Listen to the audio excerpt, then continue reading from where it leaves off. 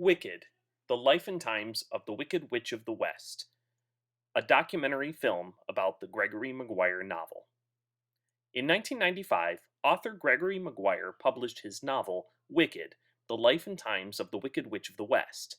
The book was a speculative prequel to L. Frank Baum's classic children's novel, The Wonderful Wizard of Oz.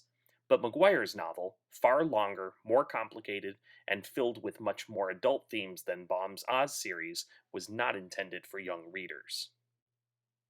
Wicked draws upon characters, places, and themes from Baum's entire Oz series, not just its most well-known first installment. It also makes reference to some of the more subtle references in Baum's writing, not merely the most commonly known details. For example, one of the major characters in Wicked is a Munchkinlander named Boq. Readers of The Wonderful Wizard of Oz may recall that this exact character is offhandedly mentioned in the account of Dorothy's travels through Munchkinland before she meets the Scarecrow.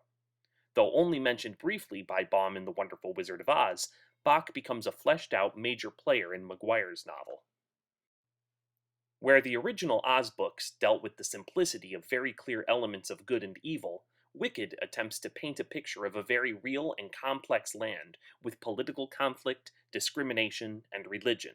Thus, the fantasy setting invented and developed nearly 100 years prior was given a much more detailed and realistic historical background.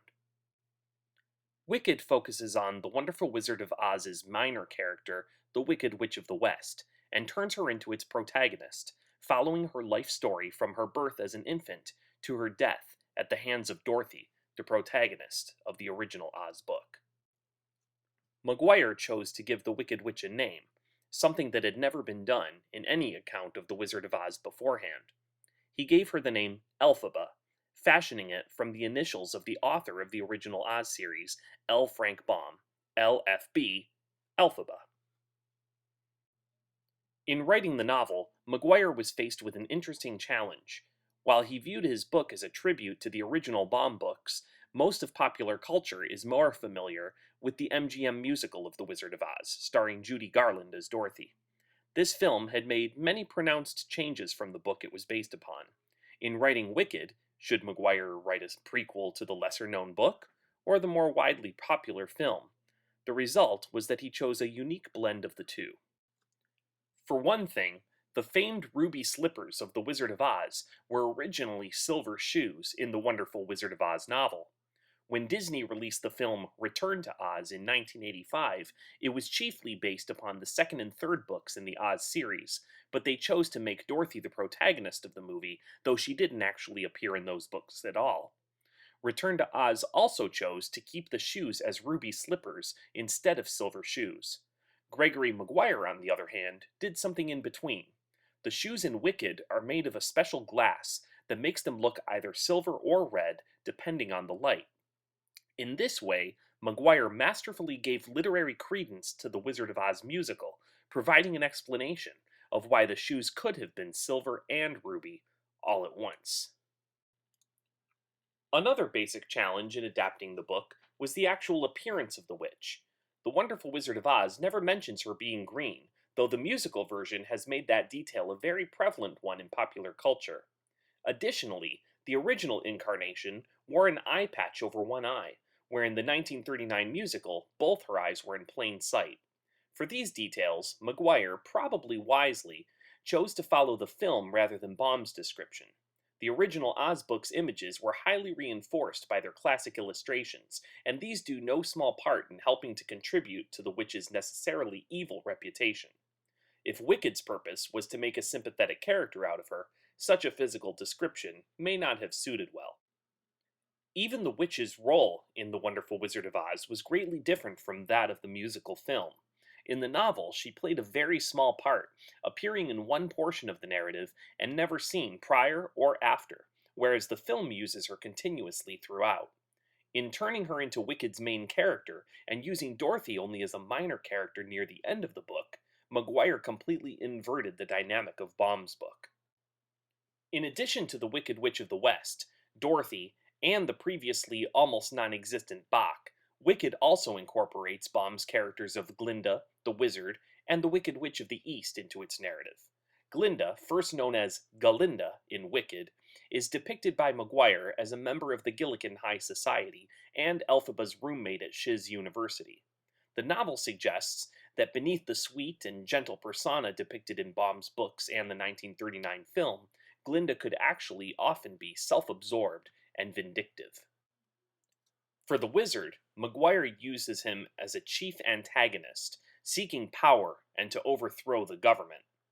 The novel implies the possibility of his being Elphaba's father, though it never states this conclusively.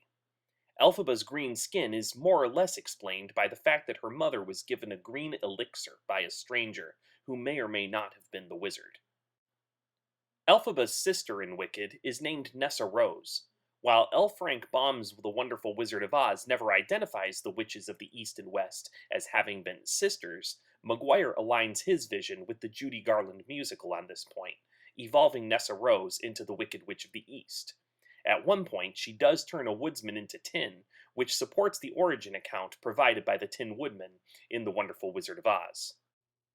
Other key characters in the novel include Madame Morrible, the head mistress of Crage Hall at Shiz University while Galinda and Elphaba are students there. She is helping the wizard to lead a movement to suppress the rights of talking animals in the Land of Oz. Dr. Dillamond, a goat who is a professor at Shiz and professes to his students the impending doom of talking animals like himself, who are being discriminated against. Fiyero, a foreign prince who meets Elphaba at Shiz University and later has a romantic affair with her. Lear, a boy who is suddenly and inexplicably in the care of Elphaba. Maguire provides no explanation through the narrator or any other source who the boy is or where he comes from, but although Elphaba claims no relation to him, it is strongly implied he could be the son of Elphaba and Fiyero. As with most any work of revisionist literature, Wicked was received with mixed emotions by readers, but critically it received mostly positive reviews and has sold well in the nearly 20 years since its publication. In 2003, 8 years after it was written, Wicked was adapted into a Broadway musical, which has helped greatly to amplify the success and awareness of Maguire's novel. Maguire went on to write 3 more novels that took place in the Oz setting: Son of a Witch, which focuses on the boy Lear from the first novel, A Lion Among Men, which deals with the Cowardly Lion, and Out of Oz, which takes place during a civil war in Oz and is told from the perspective of Elphaba's granddaughter. Maguire eventually assigned the title The Wicked Years to this quartet of novels.